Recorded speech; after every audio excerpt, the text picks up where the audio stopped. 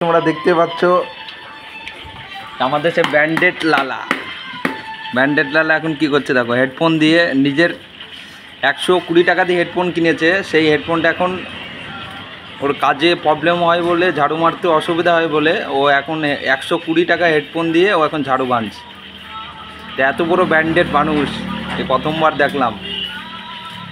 ভাই কি করছে এটা? ভাই কিছু বল দর্শককে। হ্যাঁ কিছু বল। 120 টাকার হেডফোন তুই বেঁধে দিলি ঝাড়ুতে, কেন বাঁধলি? গান শুনবো, ঝাড়ু বলছে গান শুনবো আর ঝাড় দেবো। গান কি করে হবে? দেখো গাইস, হেডফোন বেঁধে দিয়েছি, তোমরা দেখতেই পাচ্ছ।